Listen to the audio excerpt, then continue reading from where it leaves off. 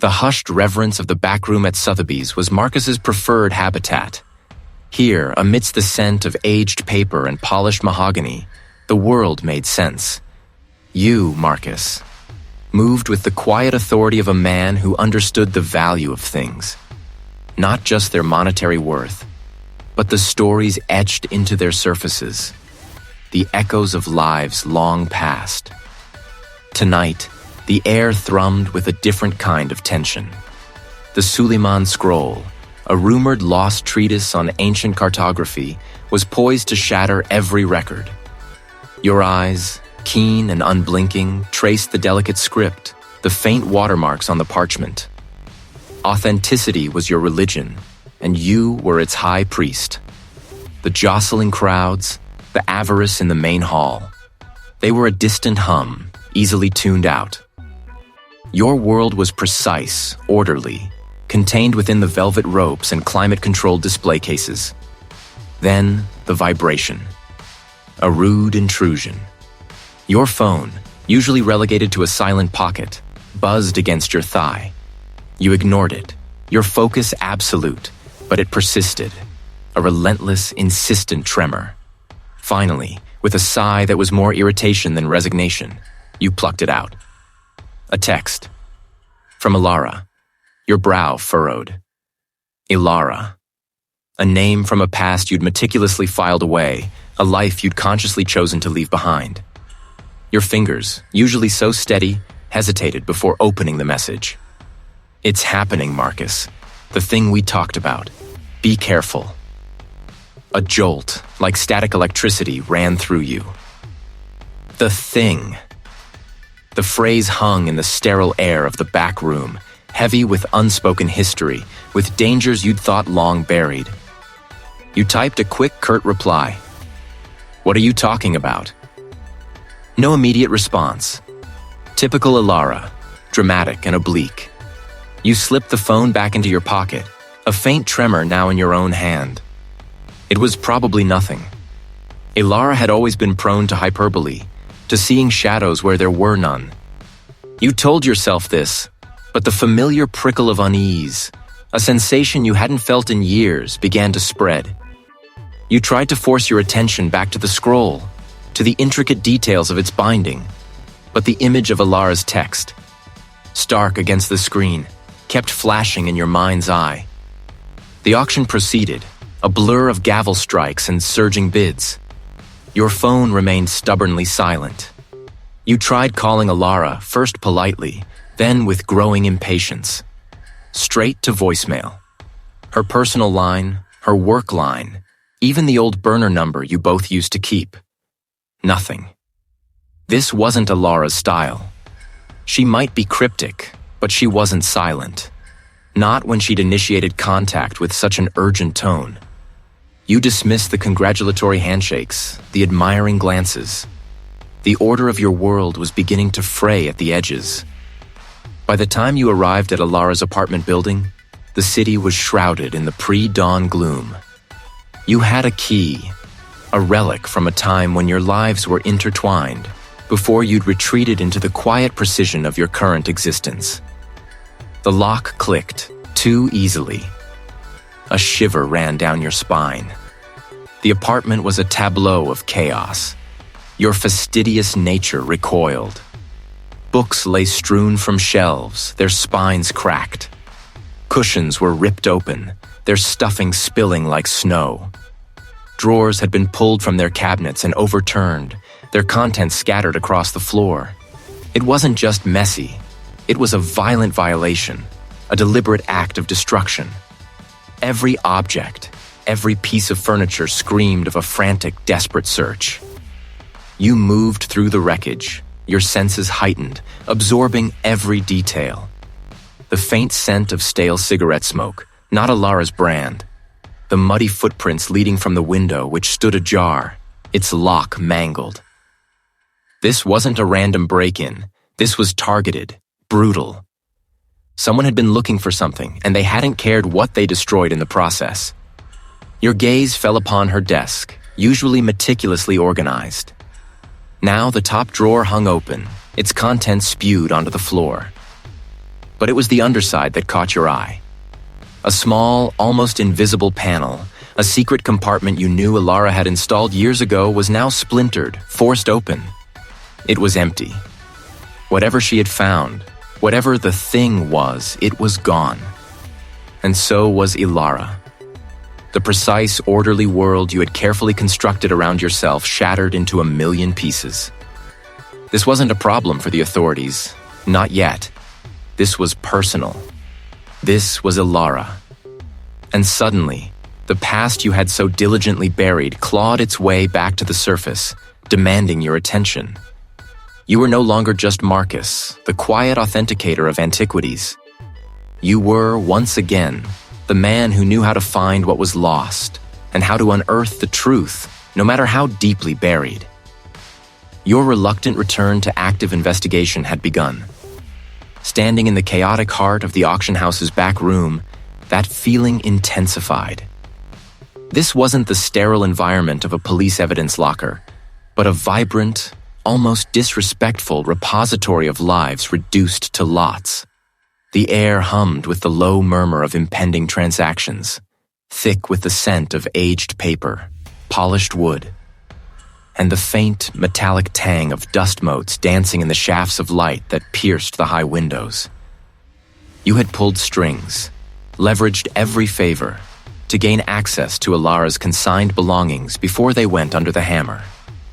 The auctioneer, a portly man with a perpetually damp brow, had grudgingly granted you an hour, eyeing your determined face with a mix of suspicion and weary resignation.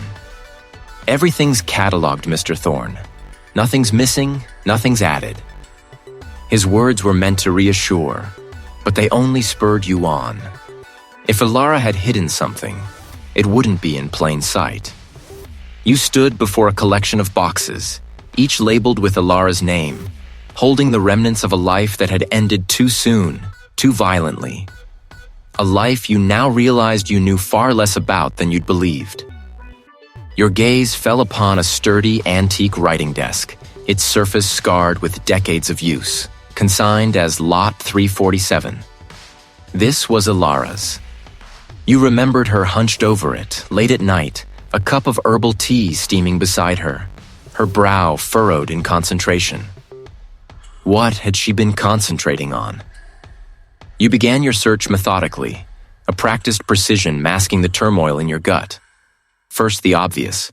Drawers, compartments, the underside of the desk. Nothing but the usual detritus of a busy academic. Pens, notebooks filled with elegant, curving script, a half-finished crossword puzzle. You ran your fingers along the smooth, worn wood, searching for any give, any subtle imperfection. Your gaze drifted to a small, almost imperceptible seam on the inner lip of the top drawer. It was too perfect, too deliberate. With a grunt, you applied pressure, and a small, almost invisible panel slid inward with a soft click, revealing a shallow, velvet-lined cavity. Inside, nestled among a few antique coins, was a sleek, encrypted data stick and a small, leather-bound journal. Your heart hammered against your ribs. This was it. This was Ilara, meticulous even in her secrecy. You carefully extracted the journal. Its pages were filled with a tight, almost microscopic hand, interspersed with diagrams and what looked like flowcharts. The first few pages were innocuous, academic notes, but as you flipped deeper, the language shifted, becoming more coded, more urgent. Keywords jumped out at you. Omnicorp, Project Chimera, the Obsidian Hand. Omnicorp, the sprawling global conglomerate whose tendrils reached into every aspect of modern life. Ilara wasn't just researching, she was investigating, deep into something dangerous. You pocketed the data stick, knowing it would require to crack, then returned to the journal, your fingers tracing the frantic lines of her last entries.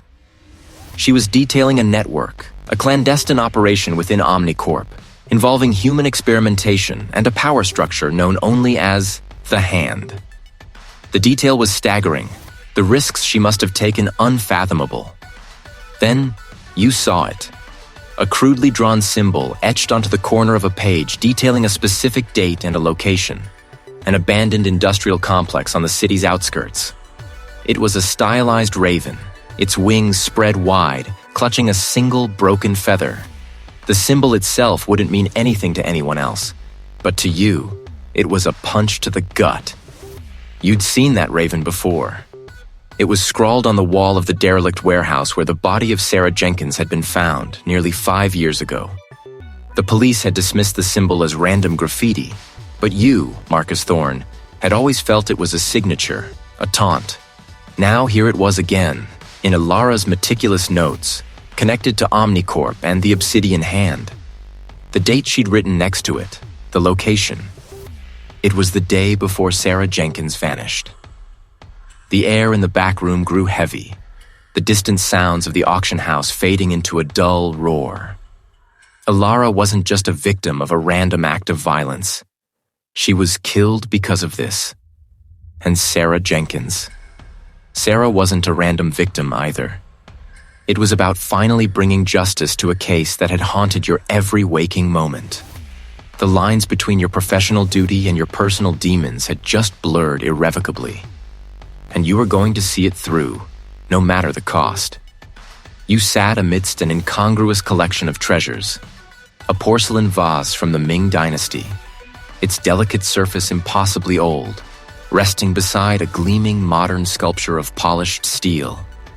The investigation wasn't just about finding Ilara's killer anymore. It was about avenging Sarah. Ilara's meticulously organized notes lay spread across the worn mahogany table, a stark contrast to the chaos of your own thoughts. Her handwriting was precise, almost clinical, detailing server logs, encrypted file names, and obscure IP addresses. You recognized the digital breadcrumbs of a professional, someone who knew how to cover their tracks and, more importantly, how to uncover others. There was a partial string of code, a unique identifier, and a cryptic mention of a ghost in the machine, a name you immediately recognized as the handle for one of the most brilliant and elusive hackers in the underground. Cypher. You fired up your encrypted laptop, its screen a solitary beacon in the dim back room. The auctioneer's booming voice, muffled by thick walls, was a distant counterpoint to the rapid clicks of your keyboard. Ilara had laid out a roadmap, but it was written in a language you only partially understood. You could follow the basic commands, trace the initial connections, but Omnicorp's digital fortress was more sophisticated than anything you'd encountered. Their firewalls were legendary, their encryption layers a labyrinth designed to repel even state-sponsored attacks. You needed a guide. You needed Cypher. Ilara's notes provided the key. A dead drop, a forgotten forum, a specific sequence of characters embedded in a seemingly innocuous image file. It took hours, sifting through layers of digital detritus, but you found it. A single encrypted message addressed to Ghost. You crafted a concise reply, referencing Ilara's unique identifier and a phrase only she and Cypher would know. The Raven's Feather. The response was almost instantaneous. A flicker of text on your screen, devoid of pleasantries. Who are you? Marcus, you typed, your fingers hovering over the keys. Ilara sent me. She's gone. A pause, longer this time. Then, proof. You sent the unique code string from Ilara's notes, a piece of information so specific it couldn't be faked. You could almost feel the digital presence on the other end, analyzing, verifying, weighing the risks. Finally, a new message. Meet me. Channel 7. Oro 300 Zulu. No name, no further instructions. Just the time and place in the digital ether. You arrived precisely at the appointed time. The back room now empty, save for the silent relics and the hum of your laptop. Channel 7 was a sterile, text-based interface, a stark contrast to the flashy, data-rich environment you usually navigated. You're late. A message appeared, sharp and to the point. Zulu time is still 0300, you countered, a hint of your own impatience bleeding into the text. Pedantic. I don't like company, Marcus, especially not yours. Alara was your friend, you typed, cutting to the chase. She was onto something big, Omnicorp, a data breach. I know, Cypher's response was curt. She was close, too close. They're good, very good, better than you think. I need your help, you admitted, setting aside pride. Her notes point to you. She trusted you. Trust is a luxury I can't afford. What's in it for me? Justice for Alara. You watch the cursor blink, waiting. Omnicorp isn't just a corporation, Marcus. It's a digital fortress with more 0 days than a government agency. Their security architect is a legend, a ghost in their own machine. You're talking about going up against a titan. I understand the risk, you typed. But Alara found a way in. I think she left the door ajar. Ajar, Cypher scoffed, a digital sigh. More like a pinhole in a blast door. Fine, I'll look. But you follow my lead. No questions, no mistakes. One wrong move and we both vanish. The alliance was forged, wary and unspoken. You provided Alara's notes, the partial code, the obscure IP addresses. Cypher, in turn, began to weave a complex tapestry of digital probes. The screen filled with rapidly scrolling lines of code, network maps, and encrypted data streams.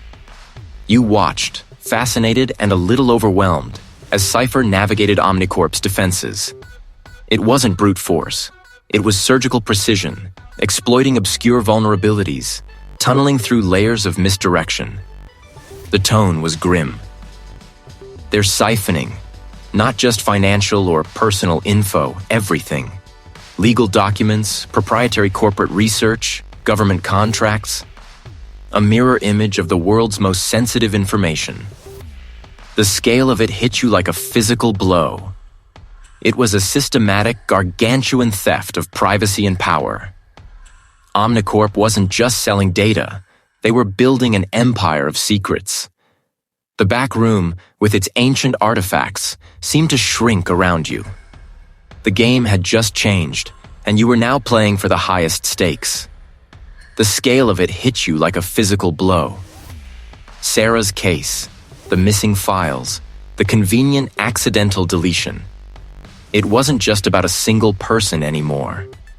It was a sprawling, insidious network, its tendrils reaching into the very fabric of the city's power structures. Cypher, ever the pragmatist, had simply clenched her jaw and intensified her focus, her movements sharper, more deliberate. They're not just covering tracks, Marcus, she'd stated, her voice a low murmur as she packed away her equipment. They're actively shaping the narrative, but to something far more vast and dangerous. The trail, surprisingly, had led you to the glittering high-stakes world of fine art auctions. Tonight, you found yourself in the hushed, opulent back rooms of the city's most prestigious auction house, Thorn & Thorn. The air hummed with a different kind of tension here. Not the raw energy of the streets, but the polished, predatory anticipation of immense wealth changing hands. Tonight was a record sale. A collection of ancient artifacts, recently discovered and meticulously authenticated, was set to go under the hammer. Cypher had a hunch. Something about the provenance, or rather the deliberate lack of it, for one particular piece, a stunning jade-carved lion, had piqued her interest. She suspected it was a conduit, a high-value item laundered through legitimate channels, its true origins murky and illicit. While Cypher, disguised as an art appraiser, moved through the milling crowd of collectors and dealers, discreetly scanning faces and listening to hushed conversations. You were positioned near the loading docks, observing the flow of personnel and the arrival of the final, heavily secured lots. You were leaning against a crate stenciled with the auction house logo, pretending to check your phone when you felt it. A subtle shift in the atmosphere. A prickling sensation on the back of your neck. You dismissed it at first, attributing it to the stress of the job, the pressure cooker environment. But then, as you glanced down, you saw it. Tucked neatly between the laces of your shoe, a small, obsidian black stone. It was intricately carved, almost imperceptibly, with a stylized hand. Not just any hand. A gaunt, almost skeletal hand, its fingers long and tapering. It hadn't been there a moment ago. This wasn't a random trinket. This was a message, the first direct threat. It was a quiet warning, almost polite in its delivery, but the implication was anything but. You slipped the stone into your pocket, your gaze sweeping the back room. Everyone looked normal, absorbed in their own worlds. But someone had been close enough, bold enough, to place it there. Later, as the auction's preliminary bidding began in the main hall, you and Cypher met in a small, out-of-the-way security office, ostensibly to review camera feeds. You showed her the stone. Her eyes narrowed, the casual facade dropping instantly. "They're watching us, Marcus," she murmured, her voice barely audible. "Closer than I thought." The next day, the escalation began. Your usual route to the makeshift office was inexplicably blocked by a series of unexpected road closures, forcing you onto unfamiliar side streets. Nothing major, just an annoyance. Until you noticed the same black skeletal hand symbol spray-painted subtly on a construction barrier you passed. A breadcrumb, a reminder. That afternoon, as Cypher was attempting to access a secure database related to the auction house's financial records, her system suddenly crashed. Not a power outage, not a network error. A targeted surgical shutdown. When her screen flickered back to life, a single anonymous message was emblazoned across the desktop. "Loose ends will be tied." Beneath the text, in stark black, was the stylized hand. The intimidation wasn't just digital. You returned to your apartment that evening to find your front door unlocked, though no sign of forced entry. Nothing appeared to be missing, but a single black rose lay on your pillow, its petals already starting to wilt. Beside it, a crisp white card. On it, only the symbol of the obsidian hand. They weren't just watching. They were inside. They knew where you lived, where you worked, what you were trying to achieve. The casual threats had sharpened into pointed declarations. This wasn't about scaring you off. It was about demonstrating their reach, their power, their absolute control. The stakes, you realized, were no longer just Sarah's justice, or even the integrity of the city. They were your very lives. Around you, assistants in crisp black moved with practiced haste, carefully cataloging items, murmuring into earpieces. You clutched the faded, leather-bound ledger, its pages brittle beneath your thumb. The symbol, a stylized, almost imperceptible handprint etched into the inside cover, had been the message. It was the same mark you'd seen on a few. Now, here it was again, on a ledger detailing consignments, some dating back decades, others frighteningly recent. Your gaze swept across the page, a blur of names and figures, until a pattern began to coalesce. Not in the items themselves, but in the method of their acquisition, the discrete channels through which they entered the market. Each entry, each provenance chain, was a thread in a tapestry you were only just beginning to unravel. And here, in this ledger, was the same meticulous, almost surgical process. Your finger traced a particular sequence of entries, all funneled through a shell corporation that had raised a minor red flag in your initial investigation, then vanished without a trace. Now, it was back, disguised under a new name, but with the same telltale signature in its transactions. A series of complex, seemingly innocuous exchanges designed to obscure ultimate ownership. And then you saw it, a name linked to that shell. William Vance. William Vance. The name hit you like a physical blow. On the original case had dismissed him as a small-time operator, a pawn. But here, in this ledger, Vance wasn't a pawn. He was a consistent, quiet conduit, his name appearing again and again, linked to the most valuable and historically significant items in the collection. Items whose provenance, you now realized, had been expertly fabricated. It had been about a meticulously orchestrated campaign of acquisition, laundering, and manipulation. The Obsidian Hand wasn't just stealing data, it was stealing history, remaking narratives, and, in doing so, consolidating immense power. You flipped back through the ledger, each page a fresh revelation. The items Vance had handled weren't merely expensive, they were culturally significant, pieces that could shift perceptions, rewrite historical understanding, or even influence geopolitical narratives.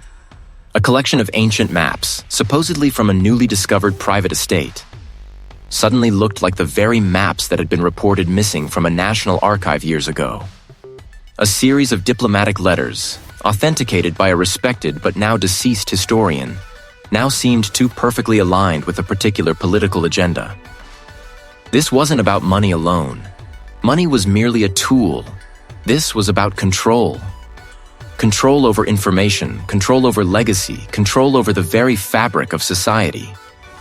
The data theft you'd been investigating was just one facet of a much larger, more terrifying ambition, using priceless artifacts and carefully constructed narratives as its instruments. The architect. The phrase echoed in your mind, suddenly giving form to the elusive mastermind you'd been chasing. Someone, or some group, was pulling strings on a global scale, orchestrating events that transcended simple greed. William Vance was just a visible cog in this vast, intricate machine, in the art of historical revisionism through acquisition. The true architect, the mind behind the Obsidian Hand, was far more dangerous, playing a game with nations and legacies as their pieces. You had stumbled into something far grander, far more sinister than you could have imagined. The genesis of a network whose tendrils now reached into every corner of power and influence. You were no longer just chasing a thief. You were confronting a force that sought to rewrite reality itself.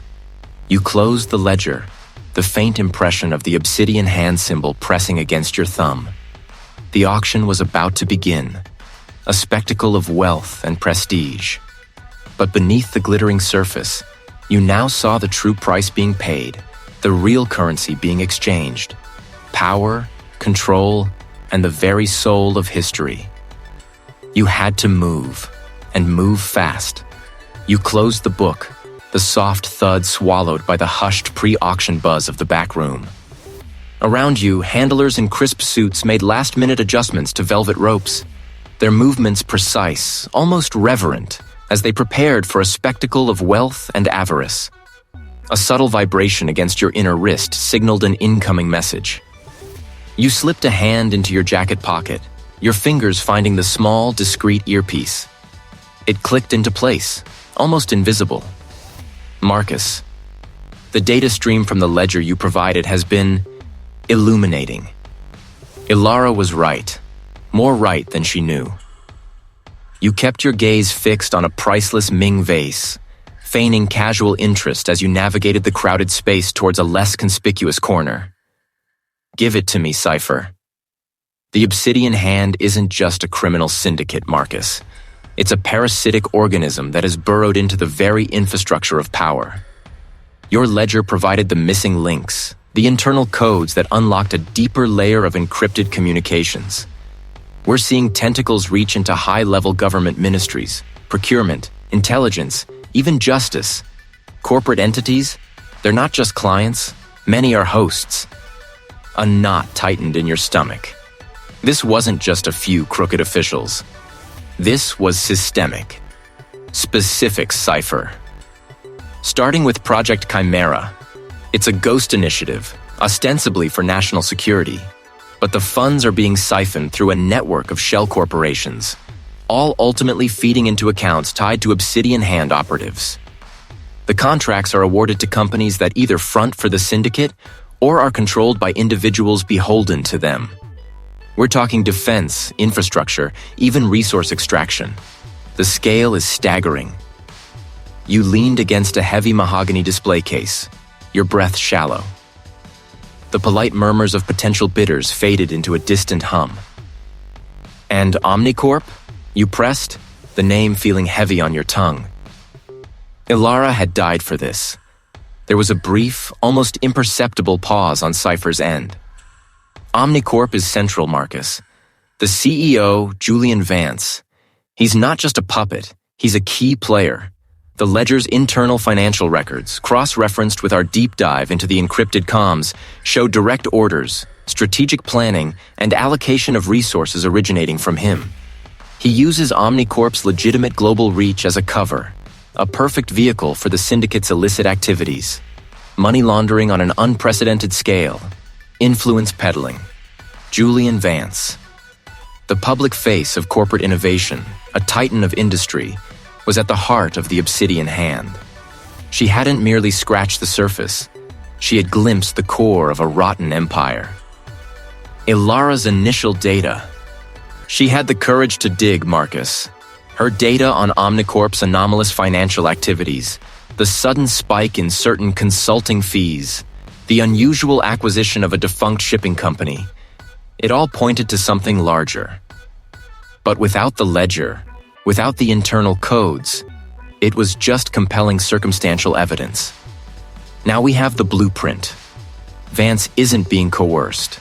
He's orchestrating. The weight of the truth pressing down. The elegance of the auction house, the veneer of legality and high society, now felt like a grotesque mockery. Every item here, every transaction, every person, could be touched by the unseen tendrils of the Obsidian Hand. Vance was not just a criminal. He was a master manipulator, hiding in plain sight, using the very systems meant to uphold order to dismantle it. "This changes everything," you murmured. "It validates everything Ilara suspected, Marcus, and it means the threat is far more entrenched than we initially believed. Removing a few corrupted officials won't be enough. You're looking at a systemic collapse if this isn't handled with surgical precision. The information in your possession, combined with what we've just uncovered, is enough to bring down entire institutions, expose countless individuals. Ilara had given her life to expose this. You would not let her sacrifice be in vain. The ledger in your pocket, now a weapon, pulsed with the truth. "What's the next move, Cypher?" you asked, your eyes scanning the room, seeing not just the faces of the wealthy, but the potential puppets, the unwitting benefactors, the hidden operatives. The auction is about to begin. Vance is scheduled to make an appearance via live video link to formally open the bidding on the centerpiece item, a rare artifact he donated from Omnicorp's private collection. A show of goodwill, a public display of his philanthropy. Cypher's voice was laced with an edge of grim amusement. "It's a perfect stage, Marcus. The world will be watching." The gavel struck, a sharp, resonant crack that cut through the polite chatter. A voice, amplified, boomed through the hall, welcoming the esteemed guests. The auction had begun. And with it, your window of opportunity. The unmasking was about to commence. The gavel struck, a sharp, resonant crack that cut through the polite chatter. You stood near the back, a phantom in the well-heeled crowd, your eyes scanning faces more than the items on display. Then, your secure comms unit, Cypher, vibrated. The display, when you subtly angled it, showed a familiar, encrypted identifier. Silas. Your old associate, a man whose information had been invaluable more times than you cared to count, yet whose loyalty was always a transaction, never a given. West Wing Storage. Now. The single word, Ilara, hit you like a physical blow, silencing the auctioneer's drone, blurring the faces around you. It was a word Silas knew to wield like a weapon, the ultimate leverage. Your first instinct was suspicion. This was too convenient, too direct. But the urgency, the raw desperation that word evoked, gnawed at your caution. Silas had never used it before. He knew the line. Had something truly broken? Was Ilara within reach, just beyond a locked door? You made your decision, the weight of it pressing down. Ilara's life, her freedom, depended on every calculated risk. You slipped away from the main hall, a ghost among the milling bodies, moving towards the less opulent, less guarded corridors that led to the service areas. The West Wing storage was a labyrinth of stacked canvases, crated sculptures, and forgotten furniture. The air grew stale, heavy with the scent of dust and aged wood. You moved with a predator's grace, your senses on high alert, cipher clutched in your hand, ready. You reached the coordinates Silas had given, a small, unmarked room crammed with packing materials and empty pedestals. You pushed it open with your foot, stepping inside, your hand already on the grip of your sidearm. The room was empty. No Silas. No Ilara. A soft hiss from above. Too late. A sharp, searing pain exploded in the back of your neck. Your vision blurred, the room spinning violently. Your muscles locked, then gave way, a sudden horrifying loss of control. You tried to fight it, to raise your arm, to call out, but your body was no longer yours. A metallic taste flooded your mouth. You stumbled, crashing against a stack of crates, the impact jarring through your suddenly unresponsive limbs. You hit the floor hard, your head connecting with the concrete with a sickening thud. The world tilted, then went black. When consciousness flickered back, it was through a haze of agony. Your head throbbed, a drum solo of pain behind your eyes. Your limbs felt heavy, like lead, and a sharp ache radiated from your ribs. You tried to push yourself up, but a fresh wave of nausea washed over you. Your hand instinctively went to your hip. Your sidearm was gone. You fumbled for cipher. It wasn't there. You scanned the floor, your vision still swimming, but the small, sleek device was nowhere to be seen. A single, stark realization cut through the pain. This wasn't just an ambush. It was a targeted strike. They hadn't wanted you dead, not yet. They wanted you incapacitated, disarmed, and most importantly, disconnected. Silas. The name echoed in your mind, no longer an associate, but a betrayer. He had sold you out. He had led you into this trap, knowing the word Ilara would be your undoing. Your head pounded, and a trickle of blood ran down your temple.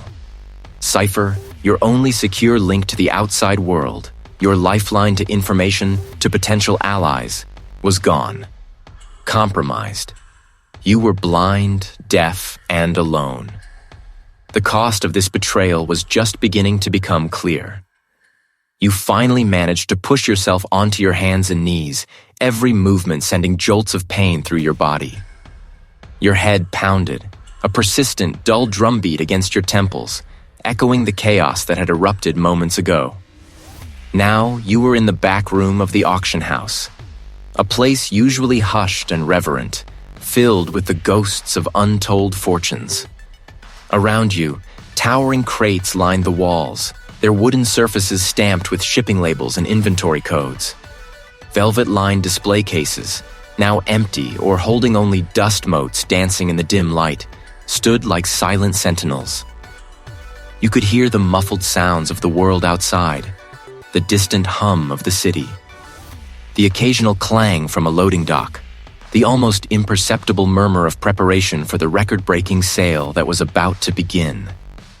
It all felt impossibly far away, belonging to a reality you were no longer part of. Your vision swam, the room tilting precariously.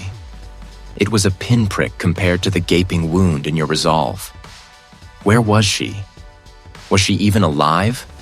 The thought was a physical punch to your gut, stealing the air from your lungs. You had failed her. Again, the memories came unbidden, a relentless torrent of your past mistakes. The time you promised to teach her to drive, only to get caught up in a case. Each instance, a small, insignificant betrayal that now festered into a monumental testament to your inadequacy. You had always been the one who was supposed to protect her, to be her rock, and now, when it mattered most, you had let her vanish into the maw of this unseen enemy. The conspiracy. It wasn't just a few corrupt officials or a lone mastermind. This auction, this gathering of the elite, was just another facade, another layer of polish over something rotten and vast. You were one man, bruised and broken, against a force that felt as ancient and unyielding as the city itself. How could you possibly fight it? You closed your eyes, the throbbing behind your eyelids intensifying. It was over.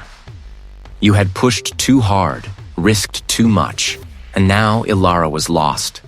The weight of her potential fate, the image of her trapped, suffering, or worse, crushed you. You had seen what these people were capable of. They left no trace, no survivors. This was a game you couldn't win. You were just another pawn, sacrificed on their board. You felt a profound weariness settle into your bones, deeper than any physical exhaustion. To simply lie here and let the world move on without you. Ilara would be gone, and you would be just another casualty, another forgotten name. Your fingers brushed against something small, forgotten. A child's drawing, crumpled and smudged, tucked beneath a stack of old manifests. It was a simple sketch of a stick figure, holding hands with a slightly taller stick figure under a lopsided sun. In a child's scrawl, it read, "Me and Marcus." Your breath hitched. You remembered that drawing. She'd made it when she was 6, after you'd spent a whole afternoon building a ridiculously crooked birdhouse together. She'd been so proud, so full of unshakable faith in you, even when you'd messed up. A sharp, almost painful jolt went through you. Not of physical pain, but of pure, unadulterated resolve. Ilara didn't give up. Not ever. She was the one who, when you were at your lowest, had always found a way to make you laugh, to remind you of what truly mattered. She was the one who saw the good in you, even when you couldn't see it yourself. And she was counting on you. They wanted you to break. They wanted you to give up. They wanted you to believe Ilara was lost. But you wouldn't. Not now, not ever. You weren't just fighting for Ilara anymore. You were fighting for every person they had crushed, every truth they had buried. Your head still throbbed, but the pain was no longer a distraction. It was a reminder of what they had done and what you would do. Your gaze swept over the back room, no longer seeing a place of defeat, but a new battlefield. The record sale was about to begin. And you, Marcus, were about to make a very public statement. You pushed yourself up, slowly, deliberately, ignoring the protests of your battered body. You were in the dusty, cramped back room of the auction house, a forgotten space filled with crates of art, their labels faded, their contents awaiting their moment in the spotlight. Through a crack in the door, you could hear the muffled clamor of the main hall, the murmur of the crowd, the sharp tap of the gavel, the auctioneer's practiced patter. The record sale was imminent. The Sophie hand would be here, their tentacles reaching into every corner of this grand edifice. Their power consolidated, their secrets buried deep within its walls. Ilara was here. You knew it in your gut. This was their nexus, and it would be their undoing. You stumbled towards a rickety table, clearing a space among a stack of old catalogs. Your mind, despite the physical toll, was sharper than it had been in days. The Sophie hand. Their weakness wasn't a lack of power or resources. It was their absolute belief in their own invincibility, their arrogance, their reliance on the very secrecy you intended to shatter. Liam, an unexpected ally indeed. He was pale, his eyes darting, but he was here. He had risked everything by coming to you, by passing that coded message, by offering to help. "I've looked worse," you rasped, a mirthless smile touching your lips. "You got what I asked for?" Liam nodded, pulling a rolled-up blueprint from inside his jacket. His hands trembled slightly as he spread it across the table. It was a detailed schematic of the entire auction house, far more comprehensive than anything publicly available. Security cameras, reinforced walls, hidden passages, Even the staff-only network access points were marked. Your eyes scanned the diagram, absorbing every detail. It's where they conduct their private transactions, and where they hold their most valuable assets. They call it the sanctum. Your breath hitched. The sanctum. That was it. That had to be where Alara was. And the record? You asked, pointing to the Grand Hall. How does that play into it? The sale of the Star of Orion sapphire is a distraction, Liam explained, his voice gaining a flicker of confidence as he spoke about what he knew. It's drawing the highest bidders, the most influential people. But the real auction, the one they don't want anyone to know about, is happening tonight in the sanctum. Bidding on other things. People. Information. Your jaw tightened. This was far worse than you'd imagined. Alara wasn't just a hostage. She was a commodity. We need to get into the sanctum, you stated, your finger tracing a path on the blueprint. And we need to expose everything. Liam swallowed hard. Security is impossible, Marcus. They have their own people, ex-military covering every angle. And the network, it's isolated, firewalled from the main system. Isolated, but not invisible, you countered, a plan beginning to form, jagged and dangerous in your mind. They rely on that isolation, don't they? They think it makes them untouchable.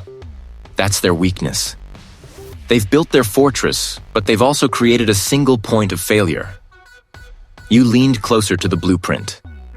The main auction. When will the Star of Orion go under the hammer? In about an hour, Liam said, checking his watch. It's the grand finale. That's when all the big players will be focused on the stage. Perfect, you murmured. That's our window. The biggest distraction, the highest concentration of their targets, and the moment their own security will be most thinly spread. Here's how it works, you began, tapping a finger on a maintenance tunnel marked on the blueprint. You get me into this service conduit. It leads directly to the sub-basement, close to the sanctum. Their internal network, while isolated, must have a physical connection somewhere, a server room, a data hub. They won't risk wireless for their most sensitive data. We find that physical connection. Liam's eyes widened. And then? You're going to create a diversion, you continued, your gaze fixed on his. Something that will draw their internal security away from the sanctum. Not a fire alarm, too obvious. Something subtle. Something that forces them to react, to move. A system malfunction in the main gallery, perhaps. A power flicker that threatens to disrupt the Star of Orion sale? I might be able to trigger a localized power surge, Liam stammered, his mind already racing. It would black out the main stage for a few crucial minutes, but leave the rest of the house intact. Excellent. That's our cue. While they scramble, I get into the sanctum. My priority is Alara. Yours is to make sure that whatever I find, whatever evidence I can access, gets broadcast. Not to the press, not to a private channel. To every single screen in this building.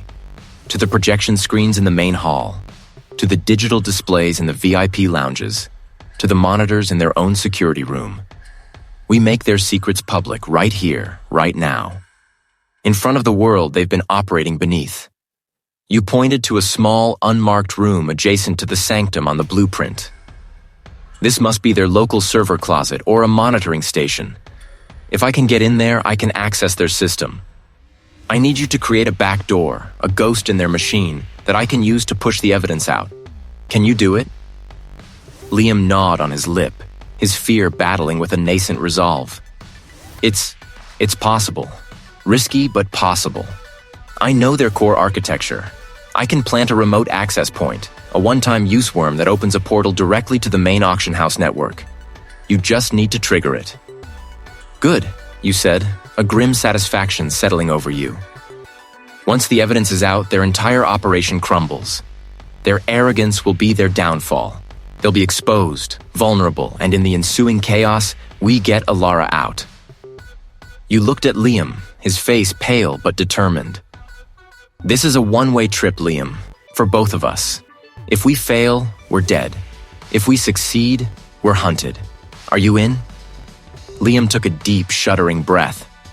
"I'm in, Marcus, for Alara, for everything they've done." You nodded, a silent pact sealed between two desperate men. The clock was ticking. The auctioneer's voice was growing louder, the crescendo building towards the star of Orion. The Kai was about to begin. The crescendo of the auctioneer's voice reached its apex, a hammer blow echoing through the opulent hall. "Sold! For a record-breaking sum!" You didn't hear the number, only the sharp crack that was your signal. Your eyes met across the cluttered back room. He gave a curt nod, already moving, a subtle shift in the air of the controlled chaos. Your own breath hitched, a silent prayer for the plan to hold. This wasn't just about the Sarahand anymore. It was about Alara, about every sleepless night, every ghost that haunted your periphery. You moved with purpose, a phantom in the flurry of staff. The blueprint of the auction house, memorized to the last detail, guided your steps. You bypassed the main floor, avoiding the celebratory throng. Instead, heading for the exclusive gallery overlooking the primary vault, a place only accessible to the highest echelons of the syndicate and their most prized possessions. A heavy oak door, disguised as part of a display case, yielded to your practiced touch. Inside, the air was thick with the scent of old money and new secrets. You found him there, Marcus Thorne. Not Marcus Thorne, the ruthless syndicate leader, but Marcus Thorne, the collector, admiring a newly acquired antiquity under a focused spotlight. He turned slowly as you entered, a faint smile playing on his lips, as if he'd been expecting you. "Marcus," he greeted, his voice smooth as aged whiskey. "I knew you'd come. So predictable, the hero's journey." "Thorne," you returned, your voice a low growl. "The Sarahand ends tonight, and Alara finally gets her justice." He chuckled, a dry, mirthless sound. "A ghost from a forgotten past. You truly believe I'm still concerned with such trifles? My empire stretches far beyond one unfortunate incident." He gestured around the room, to the priceless artifacts, the secure monitors displaying the auction's final tally. "This is power, Marcus. True power. The kind that reshapes history, not just records it. The kind that murders innocence and covers it up." You countered, your hand instinctively going to the small, concealed device in your pocket. You froze it. His smile vanished. Unnecessary casualty. Alara knew too much. She was close to exposing the network even then. A loose end. And loose ends get tied up, one way or another. His gaze sharpened. "Just like you, Marcus. You should have stayed away." "I couldn't," you said, the raw emotion in your voice a stark contrast to his detached cruelty. She deserved better. Her family deserved answers. Suddenly, the room was plunged into a partial blackout. Not a complete power failure, but a targeted disruption. The work of buying you precious seconds. The security monitors flickered, then died. Thorne's composure cracked for the first time. "What have you done?" he snarled, reaching for a hidden button on his desk. You moved, a blur of motion. You lunged across the room, knocking the antique vase from its pedestal, the crash echoing like a gunshot. Thorne, surprisingly agile for his age, sidestepped, pulling a small, ornate pistol from his inner jacket. The shot ripped through the air, embedding itself in the wall where your head had been moments before. "Crude, Marcus," Thorne sneered, aiming again. "But effective, I suppose." You didn't give him another chance. You closed the distance, a whirlwind of trained precision. You ducked under his second shot, slamming your forearm into his wrist. The pistol clattered to the floor, skittering across the polished marble. Thorne roared, a primal sound of fury, and met your charge with surprising force, his years of ruthless command clearly translating into a vicious street fight. He was strong, driven by a desperate need to protect his empire. You parried, blocked, your own movements fueled by the burning image of Alara's face, the injustice of her fate. You saw an opening, a momentary lapse in his guard, and capitalized on it, delivering a precise strike to his solar plexus. Thorn gasped, doubling over, but before you could follow up, he lashed out with a kick, catching you off balance. You stumbled back, hitting a display case, priceless artifacts rattling precariously. He lunged, a desperate grab for a nearby letter opener, its blade glinting wickedly in the dim light. Just as he raised it, the heavy oak door burst open. Stood there, his own weapon drawn, flanked by two uniformed officers. The partial blackout had been the diversion, the signal for the raid. "Marcus Thorn!" barked, his voice cutting through the tension. "You're under arrest for conspiracy, murder, and operating a criminal syndicate." Thorn froze, the letter opener still in his hand, his eyes darting between you and the incoming officers. You stepped forward, retrieving the small device from your pocket. It was a digital recorder, now glowing with a steady red light. "Every word, Thorn," you said, your voice calm, resolute. "Every confession. It's all here. The Sarah hand is exposed." The officers moved in, securing Thorn. As they cuffed him, his gaze found yours one last time, a look of profound hatred mixed with grudging respect. You simply met it, unwavering. Alara's fate, once a mystery, was now undeniably clear. Her death was avenged. The fight was over.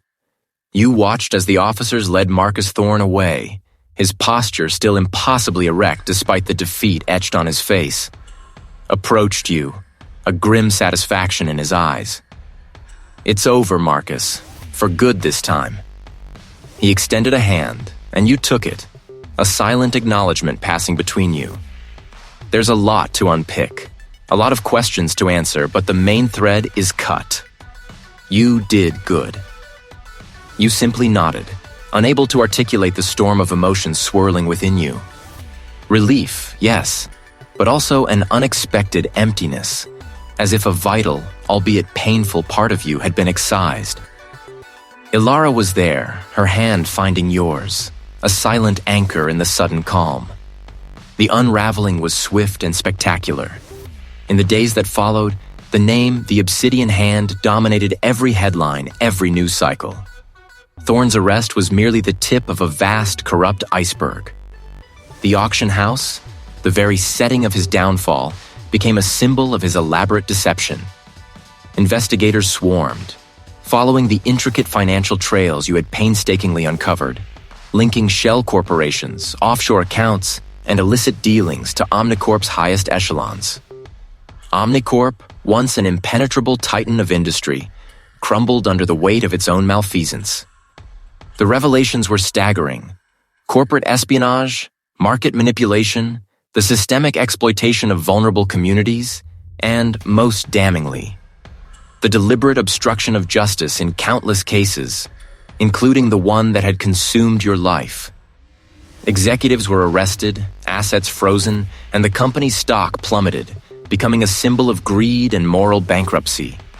The public outrage was immense, a collective roar of indignation at the audacity of their crimes. Justice, slow and methodical, began to grind, promising a reckoning for every complicit individual. For you, the immediate aftermath was a blur of interviews, statements, and the relentless hum of media attention. You navigated it with a quiet determination, providing every piece of evidence, every detail, ensuring that Thorn and his network would face the full force of the law. But beneath the surface, a deeper process was at work. The years of single-minded pursuit had left an indelible mark. The ghost of your family, once a driving, tormenting presence, began to recede. The image of Thorn in cuffs, stripped of his power, was the final, definitive act of closure. The ache remained, a scar of what was lost, but the open wound finally began to heal. You found solace in the quiet moments, in the mundane rhythms of life that had once felt so distant. The weight of the world, which you had carried for so long, slowly began to lift. The burning need for vengeance had been quenched, not with triumph, but with a profound sense of justice delivered. It wasn't a joyous victory, but a quiet, hard-won peace. The restless energy that had propelled you forward now sought a different outlet, a different purpose. Ilara remained by your side, a steadfast presence. There were no grand declarations, no sudden, sweeping changes. Instead, a quiet understanding deepened between you, a shared space of trust and support built on the crucible of shared adversity. Her hand in yours was a promise of a future, not defined by the past, but shaped by the strength you had found together. The apartment, once a sanctuary for your solitary crusade, began to feel like a home again. You started to unpack the boxes that had remained sealed for years, each item a small piece of a life you had set aside. You returned to your work, not with the obsessive fervor of before, but with a renewed appreciation for its intricate logic, its demanding precision. The skills honed in your pursuit of Thorn could now be applied differently, perhaps in ways that contributed to the building rather than the tearing down of order. You visited the gravesite, not with the familiar knot of grief and rage, but with a quiet reverence. You spoke to them, not asking for strength to continue your fight, but simply sharing that it was done. The debt was paid, the wrongs righted, the burden was lifted. The old ghosts finally were at rest. You stood there for a long time, feeling the warmth of the sun on your face. A quiet man in a quiet world.